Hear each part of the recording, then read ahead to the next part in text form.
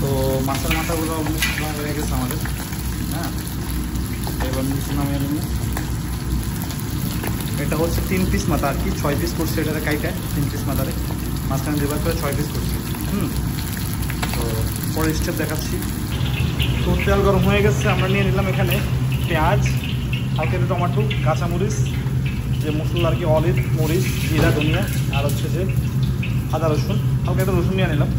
তো প্রথমত শুরু করলাম, পেঁয়াজ দিচ্ছি আমরা।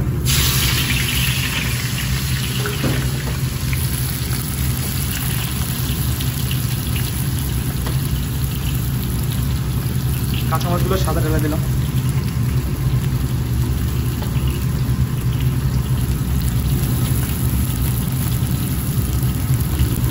এটা ব্রাউন করা পর্যন্ত এটা লাগতে থাকবে, একদম ব্রাউন করবো এটাকে আমরা।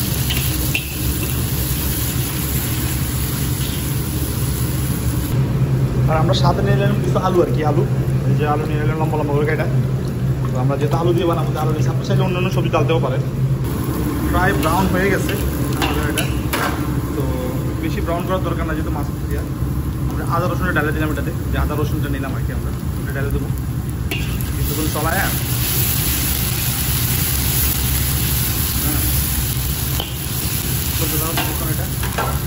এটাও হয়ে গেছে।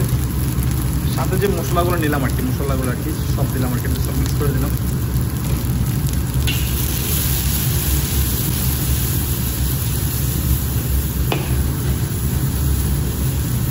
সাথে একটু পানি দিলাম, যেহেতু মশলাগুলো না জ্বলে আর কি। হ্যাঁ,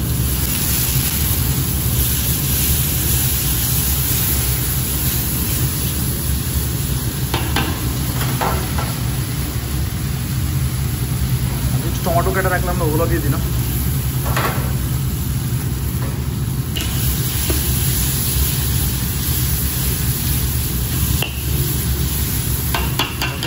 এখন আস্তে আস্তে একটু কষবে, ভালো করে কষায়, তারপরে আমরা আলু ডালে দেবো। আপনি আপনার স্বাদ অনুযায়ী লবণ দিয়ে দেবেন হালকা। আমি আমার মতো করে লবণ দিয়ে দেবো, যতটুকু দরকার আর কি আপনার মতো করে লবণ দিয়ে দেবেন, যতটুকু আপনার দরকার স্বাদ অনুযায়ী।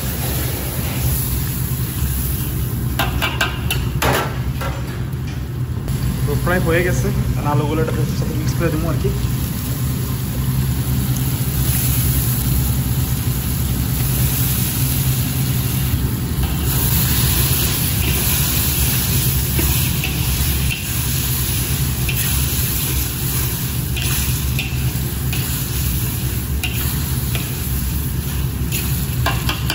কিছুক্ষণ দম লাগায় রাখুন, আলুগুলো সিদ্ধ হয়ে যায় আর কি। প্রায় আলুগুলো সিদ্ধ হয়ে গেছে মোটামুটি। আমরা এখানে একটু জল অ্যাড করে দেবো আর কি, জল যতটুকু দরকার আমাদের পরিমাণ মতো।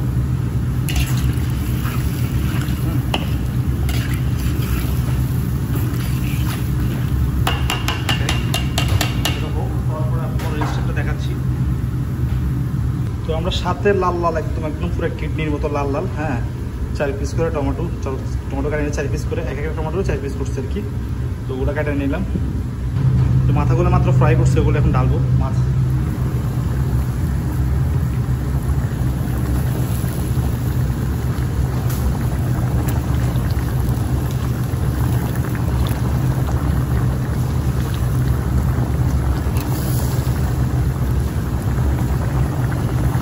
টমেটোগুলো নিয়েছিলাম, যে টমেটোগুলো নিয়েছি ওগুলো ঢেলে দিচ্ছি আর কি একদম।